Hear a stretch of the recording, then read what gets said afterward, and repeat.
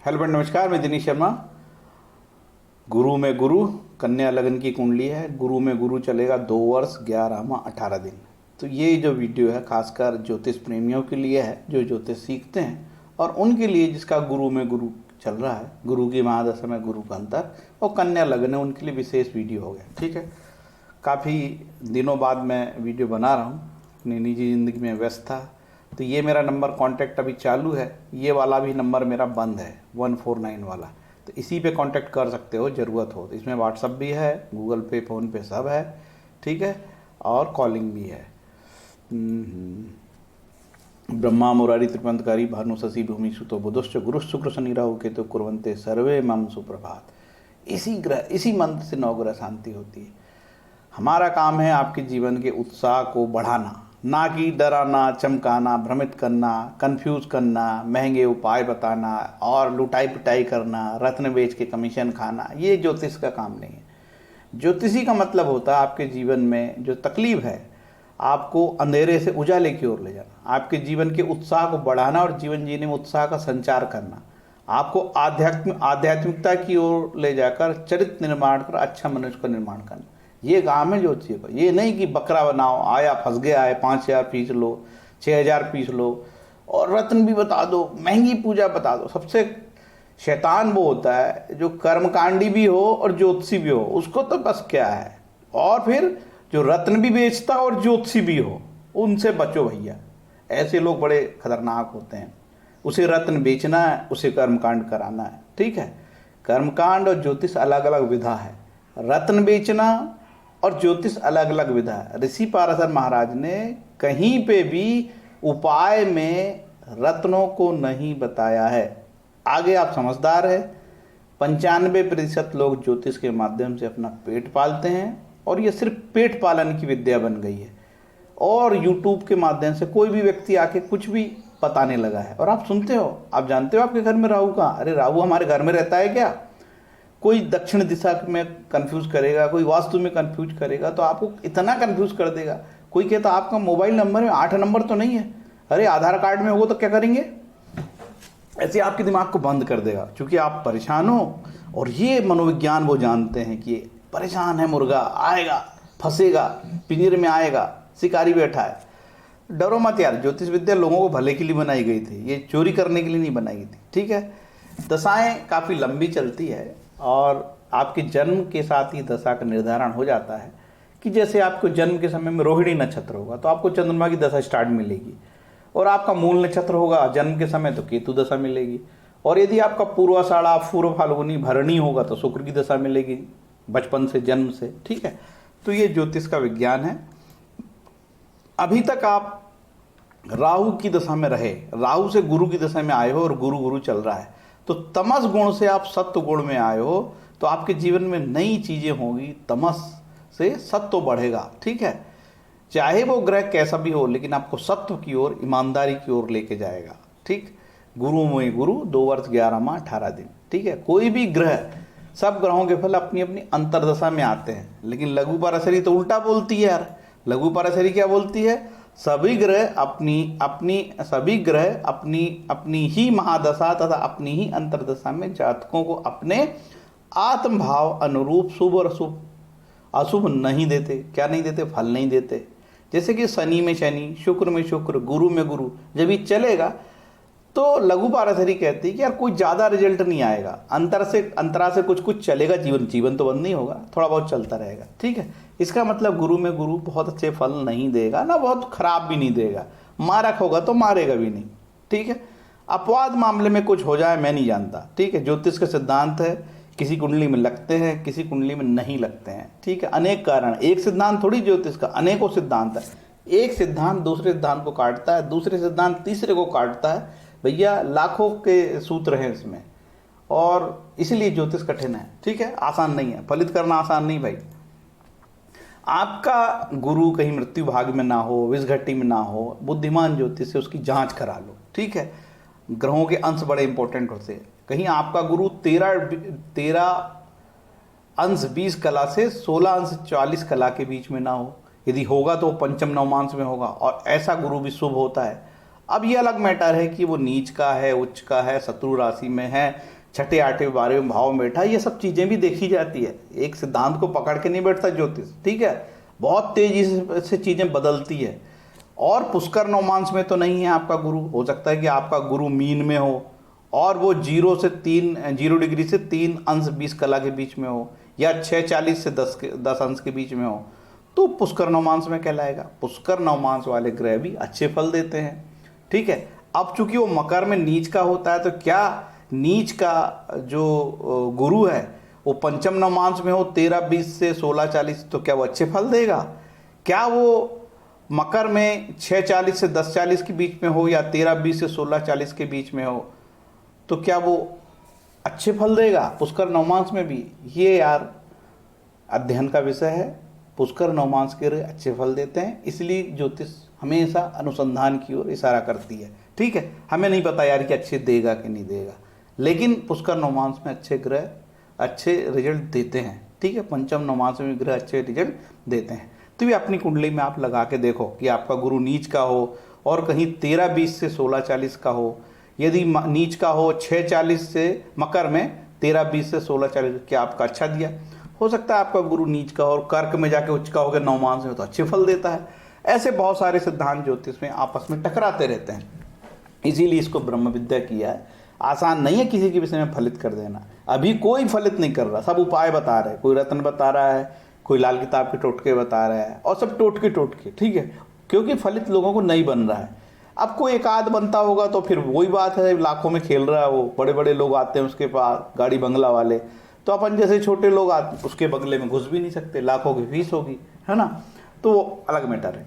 देखो, नवग्रह स्तोत्रम से भी ग्रह शांति होती है, इसके पाठ करने से ग्रह शांति होती है। सबसे सरल उपाय मैं बता रहा हूँ, लेकिन इस कलयुग में जैसे मैं सरल बता रहा हूँ तो आप बोलोगे ये ज्योतिषी को कुछ नहीं बनता, जो कि ये व्यास जी द्वारा रचित है। नवग्रह स्तोत्रम जपा कुसुम संकाशम काश्मे माधुतिम तमोरी सर्पावनम प्रतोस्मी दिवाकरम दधि संतुषाराभम चीर्णोदारण संभम नमामि सस्मिं शुभम शुभम मुकुट भूषणम।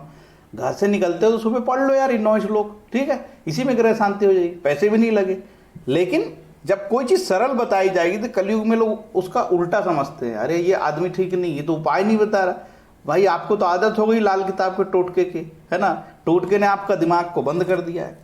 बृहस्पति जो है इसके ये कारकत्व है, आप लोग इसको रोक के देखो, ये गुरु के कारकत्व है। जनरली नियम है केंद्र में कोई भी ग्रह शुभ होता है और त्रिष्ठाएं खराब होते हैं, त्रिक आदि अशुभ स्थान खराब होते हैं। ऐसे ज्योतिष के नियम है जो आगे बताए जाएंगे। हमारा काम है आपको पॉजिटिव बात करना। प्रारब्ध को कोई नहीं बदल सकता, इसलिए अपने जीवन में कर्म करना पड़ेगा, तभी हमको खाने पीने को मिलेगा। ज्योतिष के भरोसे मत रहो, और जो ज्योतिष के भरोसे रहेगा वो भूखे मरेगा। कर्म और पुरुषार्थ में हम सिर्फ कर्म को और पुरुषार्थ को ही महत्व देते हैं।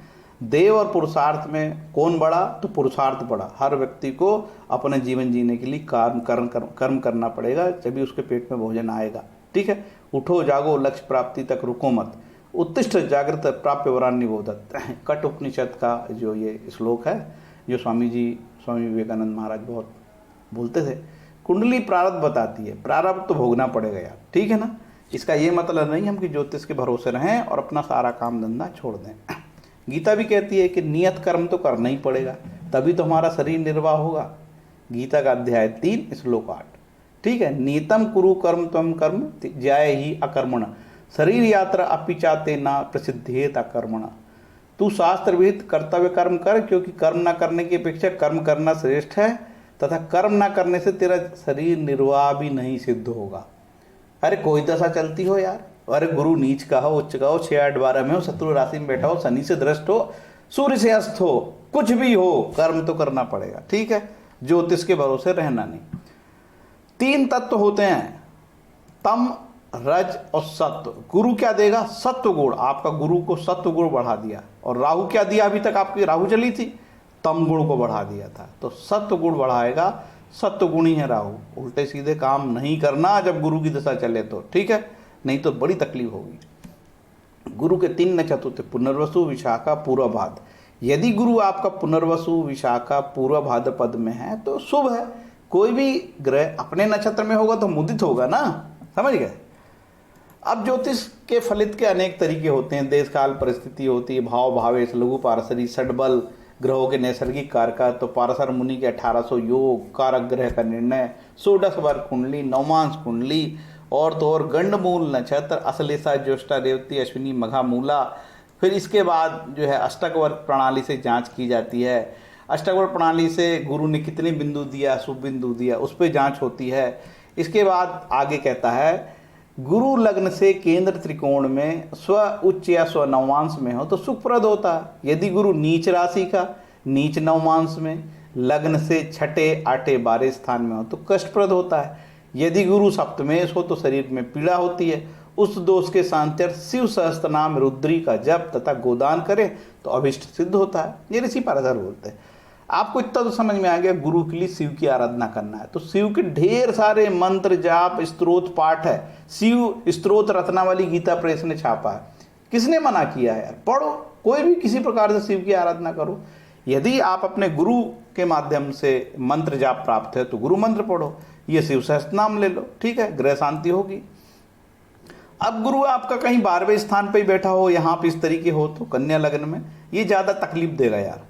मारक ग्रह कभी कभी क्या क्या मारता है, पत्नी, बच्चे, बीबी, काम धंधा सबको मारता है, आपको स्वयं को भी मारता है। तो ऐसा यदि किसी का गुरु हो तो ये बहुत तकलीफ देह है, ठीक है। कन्या लगन की कुंडली में गुरु में गुरु, ठीक है, कन्या लगन की कुंडली में लग्नेश बुध होता है जो हमेशा शुभ होता है, क्योंकि इसकी एक राशि 10वें स्थान पे भी है तो भैया बुध इसमें बहुत पावरफुल हो गया, ठीक है। केंद्र का दोष, हाँ लगेगा, केंद्र का दोष वो तब लगेगा जब बुध कहाँ हो, मारक भाव में हो, यहाँ बुध नीच का भी हो जाए, ठीक है, तो केंद्र का दोष लगेगा। और यदि यहाँ पे भी हो तो भी उसको केंद्र का दोष लगेगा, वो मारक का भी प्रभाव रहेगा, ठीक है। ऐसी स्थिति में तो लग्नेश हमेशा शुभ होता है और लग्नेश यहाँ पे उच्च का होता है। अब गुरु उच्च का हो गया तो क्या रत्न, क्या जरूरत है यार? जब गुरु उच्च का है, बुध उच्च का है तो क्यों भागते हो पन्ना के पीछे? ऋषि पाराशर ने तो अन्ना पन्ना के विषय में कुछ बोला ही नहीं है। पगला पन्ना करो यार, ठीक है, बुध अच्छा है, बुध का रत्न पन्ना धारण करना चाहते हो तो कर लो। यदि नीच का हो तो धारण नहीं करना, और यदि छठे, 8वें और 12वें भाव में हो तो भी रत्न धारण नहीं करना। लेकिन आपको मार्केट का ज्योतिष पहनाएगा और आप पागल हो पहनोगे, क्योंकि आप लालची भी हो ना। आपको ऐसा लगता है और रत्न पहनने से आपको कोई 2, 3, 4 किलो की ताकत दे देगा, कोई हॉर्स पावर मिल जाएगा, क्योंकि कूड़ दिमाग यही समझेगा, लालची मन है ना, ज़्यादा पैसा, लालच लालच।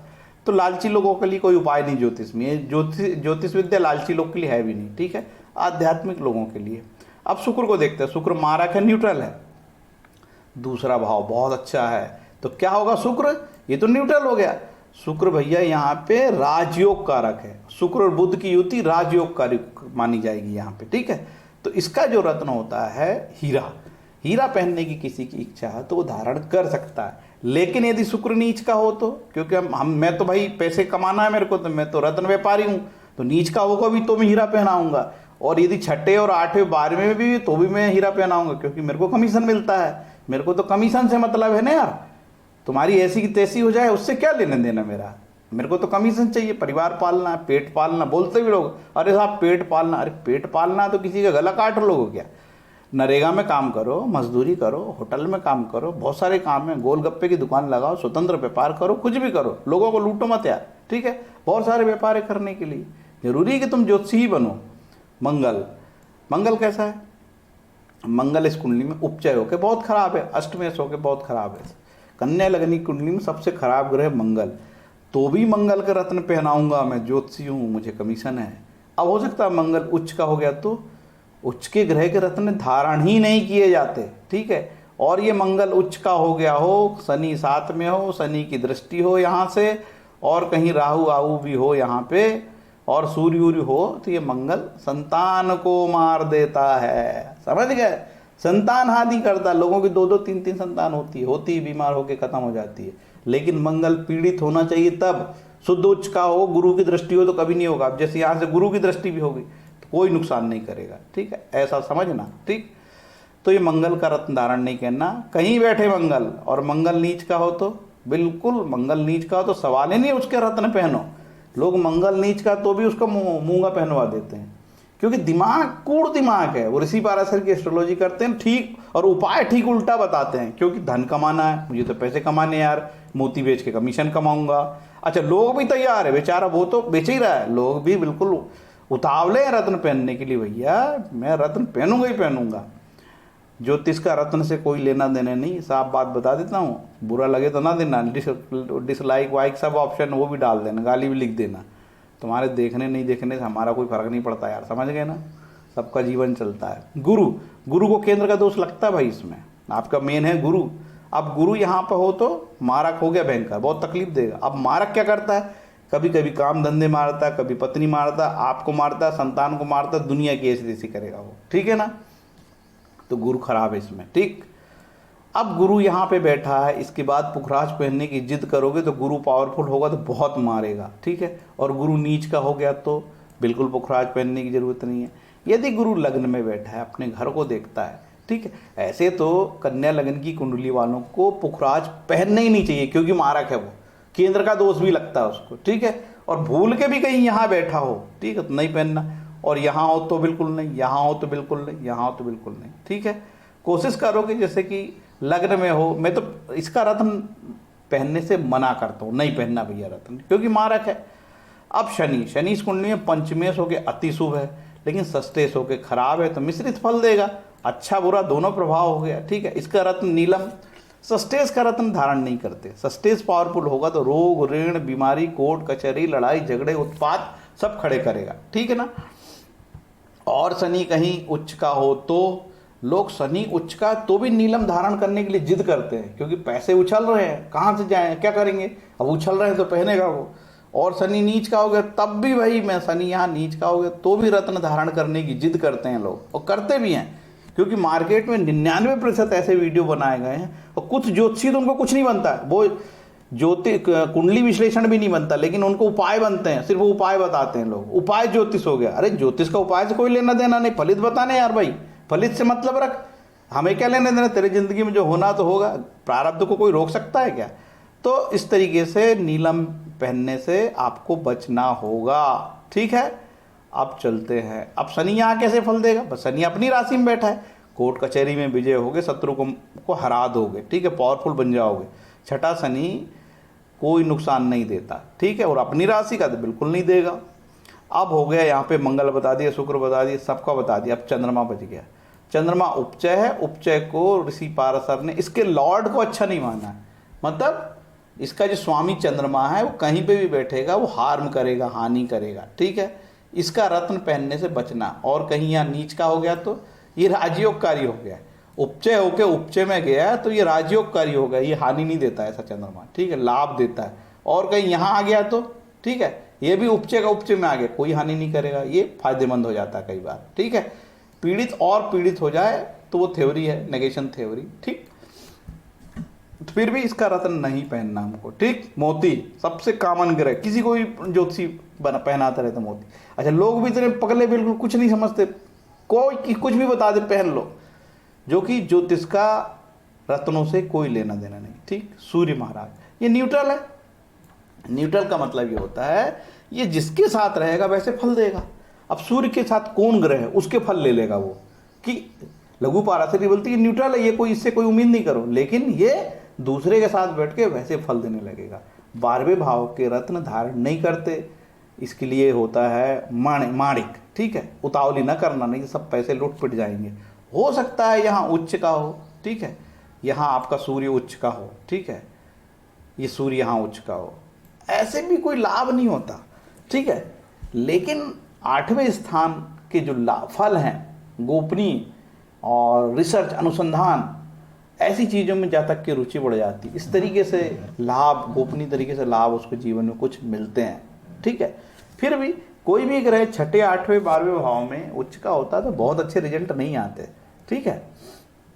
एक तो ये विपरीत राजयोग बनाता उच्च का है, तो कुछ रहस्य इसमें छुपे हैं, तो कई बार हम लोग जानने का प्रयास करते हैं एस्ट्रोलॉजर, लेकिन कुछ नहीं मिलता यार। अभी मेरे को यहाँ पे ऐसी कुंडली में आई थी इसमें एक 12वें भाव में शुक्र उच्च का था, मैंने बहुत कोशिश किया लेकिन कुछ नहीं जान पाया। बस इतना उसने बताया कि मुझे गोपनीय स्थान पे रहना और अलग थलग रहना पसंद है, ठीक है। अब कोई शुभ ग्रह 8वें में गया तो डस्टबिन में गया ना, ऐसा जान लेना, ठीक है। सारे रत्नों के बारे में बता दिया मैंने, ये बेसिकली कुंडली का विश्लेषण हो गया यहाँ पे, ठीक है। अब मेरी 15 मिनट की और बकवास चलेगी, लगे तो देखो, नहीं तो यहाँ से स्किप करके अपना घर में दाल चावल रोटी खाओ, खुश रहो। यहाँ उपाय बताता हूँ। उपाय कुछ नहीं है ज्योतिष में, प्रारब्ध होगा, ठीक है। वो तो ज्योतिषी लोग, आप पेट पालना है तो कुछ ना कुछ तो करना पड़ेगा ना यार। अब मेरे को भी तो काम आपको बताने, आप देखो आप पागल हो चुके हो, ठीक है। पागल आदमी को थोड़ा बहुत काम में लगाना जरूरी है, तो कुछ ना कुछ ज्योतिष उपाय बताता, पगलाएगा नहीं तो वो। सप्तम भाव बाधकेश है, ठीक है। बाधकेश भी बहुत चलता है, ठीक है। बाधकेश वो तब कहलाएगा ग्रह, सप्तम भाव, ये बाधकेश भी है। तो गुरु तो बहुत तरीके से खराब हो गया, लेकिन बाधकेश तब होगा जब उसको मांदी से वास्ता हो, ठीक है। मांदी से वास्ता होगा तो बाधकेश होगा, अदरवाइज वो बाधकेश नहीं होगा। अब देखो मांदी कहाँ है, मांदी के साथ में बैठा है, मांदी के से कनेक्शन बनेगा, ऐसा जातक परिजात बोलती है, ठीक है। तो ये बाधकेश वाली थ्योरी में नहीं मानता यार ज़्यादा, ठीक है, इसमें कोई दम नहीं है। रत्न का बता दिया। देखो भैया, प्रारब्ध अटल है, जो होना है होके रहेगा, आगे समझदार हो आप। ग्रहों की दशाएं लंबी लंबी चलती, जैसे शनि गुरु, शनि राहु शनि शुक्र शनि, 3-3 साल की दशाएं चलती है। रिजल्ट आते नहीं, लोग बार बार ज्योतिष को फोन करते हैं, पैसे देते हैं, पैसे लुटाते, क्या होगा। होना वही है जो राम रचि राखा, ठीक है। ईश्वर प्रार्थना करोगे तो लाभ होगा। प्रारब्ध अटल है, मेरा एक वीडियो है। भगवान कृष्ण कहते हैं महाभारत में, मैं सब कुछ कर सकता हूँ, प्रारब्ध को नहीं बदल सकता। युद्ध तो होके रहेगा भैया, ठीक है, ये बात है। और देखो, भूपति भावी मिटी नहीं, होनार नहीं मिटता, रामचरितमानस बोलती, बालकांड दोहा 175, ठीक। अब रामचरितमानस में बोलता है, भाव कुभाय अनकालसु नाम जपत मंगल दिशि दसु सुमरी सो नाम राम गुण गाथा करई नाउ रघुनाथ ही माथा। भगवान बोलता है, भाव से, अच्छे भाव से, प्रेम से, बुरे बैर से, क्रोध से, आलस से, किसी तरह से भी नाम जपने से 10 दिशाओं में कल्याण होता है। उस परम कल्याणकारी राम नाम का स्मरण करके श्री रघुनाथ जी को मस्तक नवाकर मैं राम जी के गुणों का वर्णन करता हूँ। बालकांड दोहा 27 चौपाई 1। अब ये सरल उपाय आपको नहीं समझ में आएगा, आपको बड़ा एंटीबायोटिक चाहिए, आपको 1500 mg की पैरासीटामोल चाहिए, जो भैंस को खिलाता आदमी, है ना। मैं यदि 500 mg का दूंगा, नहीं साहब डोलो दो, 750 की दो, क्योंकि मैं नहीं सुधरूंगा। तो उसी तरीके की आपकी मेंटेलिटी हो गई है वीडियो देख देख के, जो जीवन में होना होगा। सबके जीवन में अप डाउन चलता है। हरे नाम केवलम कलो नास्ते गति में था। कला और पाखंड के इस युग में मुक्ति की एकमात्र विधि हरिनाम कीर्तन है। कलयुग में अन्य कोई गति नहीं है, अन्य कोई गति नहीं है। हरे कृष्ण कृष्ण कृष्ण हरे हरे, हरे राम राम राम हरे हरे। सिया राम जय राम। इस तरीके के सरल मंत्र पढ़ के अपने जीवन को आगे बढ़ाओ, ठीक है। पुनरपि जननम पुनरपि मरणम पुनरपि जनरी जठरे सैनम ए संसारे बहु दुस्तारे कृपावारे पाहि मुरारे भज गोविंदम मूणमते संप्रते सन्निधि काले नाही रक्षित टुकुंज करने। देखो, भगवान को भजो, ग्रह शांति होगी। मेरे उपाय आपको पचेंगे नहीं, क्योंकि मेरे को तो बादाम नदी में बहाने हैं, मेरे को गुरु 9वें भाव में है तो गुरु की पूजा नहीं करनी है, भगवान की मूर्ति फेंकनी है, मेरे को लाल किताब के टोटके ही करने हैं साहब, मैं पगला हो गया हूँ, तो मैं आपका कुछ नहीं कर सकता। पागलों के साथ मैं नहीं हूँ। ओम ब्रह्म बृहस्पति नमः, यही सरल उपाय है गुरु का। ओम ब्रह्म बृहस्पति नमः, इसका जाप कर लो, ठीक है। अच्छे पंडित जी से हवन करा लो, इससे ग्रह शांति होगी, ठीक है। लेकिन मैं बीज मंत्र पढ़ूंगा, क्योंकि मेरे दिमाग में कचरा है। बीज मंत्र से बचो, कचरा मत पालो। बृहस्पति स्तोत्रम पाठ करने से ग्रह शांति होगी, बृहस्पति कवच करने से भी ग्रह शांति होगी, ठीक है। अब आपको और भी बहुत सारे गुरु के उपाय हैं। देखो, मैंने बोला था कि 6, 8वें 12वें भाव में या अनिष्ट स्थानों में स्थित ग्रहों के रत्न धारण नहीं करते और उनके दान भी नहीं देते। इसीलिए बोला था कि गुरु के लिए ओम नमः शिवाय का जप, शिव सहस्त्रनाम का पाठ, ओम ब्रह्म बृहस्पति नमः का जप करो, ग्रह शांति हो जाएगी। नवग्रह स्तोत्रम का पाठ करो, ग्रह शांति हो जाएगी। फलदीपिका में तो कहा है, अध्याय 26 श्लोक 50, अहिंसकस्य दान्तस्य धर्मार्जित धनस्य सर्वदा नियमिस्तस्य सदा सानुग्रह ग्रह। जो व्यक्ति किसी की हिंसा नहीं चाहता, संयमी होता है, अपने मन और आचरण पर संयम रखता है तथा धर्म मार्ग से धनोपार्जन करता है, सर्वदा शास्त्र उपदिष्ट नियमों का पालन करता है, ऐसे पर ग्रह सदा अनुग्रह करते हैं। तो डरो मत यार, यदि आप ईमानदार हो तो ग्रह क्या करेंगे आपका, ठीक है। देखो, सबके पीछे दुख और दुख के पीछे सुख आता है। देखो, दुख और दुख के पीछे सुख आता है। ये दोनों ही दिन और रात्रि के समान जीवों में अलंघनीय है। सुख के भीतर दुख और दुख के भीतर सुख सर्वदा वर्तमान रहता है, और ये दोनों ही जल और कीचड़ के समान आपस में मिले हुए रहते हैं। इसीलिए विद्वान लोग सब कुछ माया ही है इस भावना के कारण इष्ट या अनिष्ट की प्राप्ति में धैर्य रखकर हर्ष या शोक नहीं मानते। ठीक है, ये अध्यात्म रामायण से लिया भैया। सुखस्यांतरम दुखम दुखस्यांतरम सुखम। इसलिए ज़्यादा टेंशन मत लो, ज़्यादा टेंशन से खून मत सुखाओ। ठीक है, ग्रहों की दिशाएं चलती लंबी लंबी, पगलाने की ज़्यादा जरूरत नहीं है। श्रवणम कीर्तनम विष्णु स्मरणम पाद सेवनम अर्चनम वंदनम दास साक्षात निवेदन, ये नवदा भक्ति है। रामचरितमानस अरण्य कांड में जाओ पढ़ो, दोहा लिखा है। नवदा भक्ति श्रीमद् भागवत में भी लिखी है। श्रवण करो, कीर्तन करो, भगवान का नाम लो, गृह शांति होगी। नहीं साहब मैं तो बीज मंत्र पी लूंगा उससे मेरे को ज़्यादा लाभ हो जाएगा। अरे बीज मंत्र सब गुरु के द्वारा प्रदत्त होते हैं, इतना आसान थोड़ी है बीज मंत्र पढ़ लो और बिल्कुल फटाफट लाभ हो जाए। अरे प्रारब्ध क्या होगा, प्रारब्ध भी तो बना के रखा भगवान ने। इसलिए सरल उपाय करो, शुद्ध भक्ति से गृह शांति होती, नारद भक्ति सूत्र में लिखा है, समझ गए। मोदंते मित्रो पितरो नृत्यंती सनाथा चेयम भूर्भवती तीर्थी कुर्वन्ति तीर्थानि सुकर्ति कुर्वन्ति कर्माणि सद इच्छा सिद्धि कुर्वन्ति शास्त्राणि।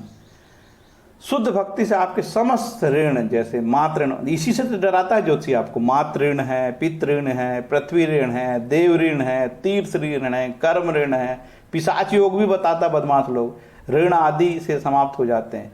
आपकी शुद्ध भक्ति से पृथ्वी और पितर नृत्य करने लगते हैं। पंचम भाव पीड़ित हो तो पितृ बता देगा, शनि हो तो और पता नहीं कौन कौन से योग बता देगा, और आपके दिमाग को कुंद कर देगा, वो बिल्कुल बुद्धि भ्रष्ट हो जाएगी आपकी, और आप पगलाते रहोगे। अरे भगवान का नाम लो, आगे बढ़ो, भगवान ने सबको पैदा किया है, टेंशन मत लो।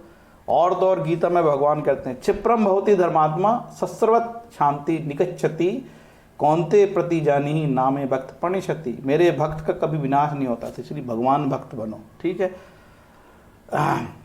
देखो हमारे सनातन में जैसे गुरु प्रदत्त मंत्र, धर्मशास्त्र का पठन पाठन, रामायण, गीता, भागवत पाठ, हनुमान चालीसा, सुंदरकांड, स्तोत्रपाद, राम रक्षर स्रोत, नारायण कवच, गजेंद्र मोक्ष, ललिता सहस्त्रनाम, शिव सहस्त्रनाम, तो विष्णु सहस्त्रनाम, तो कमी नहीं है, सबसे गृह शांति होती है। लेकिन मैं आपको इतना आसान बता दूं तो फिर आप मेरे पास नहीं आओगे, फिर मैं आपको ठगूंगा कैसे, फिर मैं रत्न बेच के कमीशन कैसे करूंगा, फिर मैं कर्मकांड कैसे कराऊंगा आपको। मेरे को जितने की जरूरत है मैं उतने का कर्मकांड करा दूं आपसे, उतने पैसे ले लूं, झटक लूं आपसे। ठीक है, तो ये कलयुग है, यहाँ पे तरह तरह के बदमाश लोग हैं। ठीक है, जो सच बिल्कुल छुपा है, धूल में छुपा हुआ है सच। भगवान के नाम लेने से गृह शांति होती है। ज्योतिष लोगों को मदद करने के लिए, ना कि लूटपाट के धंधे बना रखे, भयंकर डराते हैं। कोई लाल किताब, कोई वास्तु, कोई दक्षिण दिशा में डराएगा। तो ऐसे ऐसे यूट्यूब में वीडियो आ रहे हैं, जैसे मैं अभी यूट्यूब को पैसे दे दूं तो मेरा विज्ञापन चलने लगेगा, मैं आपको ज्ञान दूंगा, बताऊंगा। आप जानते हो आपके घर में राहु कहाँ है? एक दुष्ट आता हो बताता है, आप जानते हो आपके घर में राहु कहाँ है? कोई कहता है कि आपके मोबाइल नंबर में 8 है क्या? कोई दक्षिण दिशा से डराता है। ऐसे इतना डरावना माहौल है। अच्छा, शास्त्र का कोई श्लोक कोट नहीं करता, वो जूते मारेंगे ना लोग, शास्त्र का श्लोक कोट करेगा। तो ऐसे झूठे लोग यूट्यूब में आ रहे हैं, आपके दिमाग को पूरा बंद कर देंगे। समय खराब है, थोड़ा चुप रहो, थोड़ा सहन करो, ईश्वर से आराधना करो। आपकी विल पावर, इच्छा शक्ति आपको बहुत आगे लेके जाएगी। अरे कई लोग नुकसान में जाते हैं, धीरे धीरे धैर्य रहता है, फिर आगे बढ़ते हैं। अप डाउन अप डाउन, अभी मैंने श्लोक पढ़ के बताया, सुख के पीछे दुख, दुख के पीछे सुख है, सबको तकलीफ है, कोई बाकी नहीं है। थोड़ा सा धैर्य रखो, देखो आप चंगे हो जाओगे। ठीक है, और भगवान पे जो अटल विश्वास रखेगा, जो भगवान पे अटल विश्वास रखेगा, उसकी विल पावर बढ़ती है। पॉजिटिव पढ़ो ना, स्वाध्याय करो, अच्छा पढ़ो, गंदे वीडियो देखो ही मत, चोरों के वीडियो मत देखो, बचो।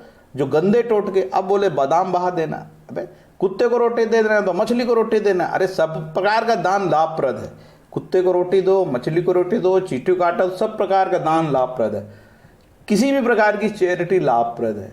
कुत्ते का भैरव से कोई लेना देना नहीं है, सब बकवास बात है। अरे तरह तरह की बात, दिमाग कुंद कर रखे हैं लोगों ने। मानव से ज्यादा कुत्ते को इज्जत देने लगे लोग, ऐसा भैरव बनाए लोगों ने कुत्ते को। ठीक है, तो थोड़ा अपना दिमाग को खोलो, साइंटिफिक टेम्परा बनाओ, वैज्ञानिक सोच बनाओ, क्योंकि ज्योतिष वैज्ञानिक है, ग्रहों का खगोल विज्ञान है। मूढ़मती मत बनो, किसी ने कुछ बोला उसी के पीछे। कौआ ने कान ले गया, अरे भैया कान को तो देख लो यार, कान है कि नहीं है। दौड़े, किसी का वीडियो देखे, अंक ज्योतिष तो कोई टैरो, तो पगले हो गए हैं। कोई सबलाट, केपी में सबलाट में पागल करेगा वो, ठीक है, तरह तरह की बड़ी बड़ी बात बताएगा, तरह तरह की लच्छीदार भाषा में बात करेगा, आप प्रभावित हो जाते हो और उसके पीछे टूट पड़ते हो। कोई कहेगा मैं बगलामुखी, अबे भिखारी तू बगलामुखी के साधक है तो तू काहे बगलामुखी से लोगों को वीडियो बनाता है ज्योतिष में? बगलामुखी का साधक है तो वीडियो बनाता क्यों है तू? बगलामुखी का साधक हो गए, तेरे को यूट्यूब में वीडियो अपलोड करने पड़ते हैं। दुष्ट ऐसे तरह तरह के पापी लोगों से भरा पड़ा है वीडियो यूट्यूब में, ठीक है, इनसे बचो।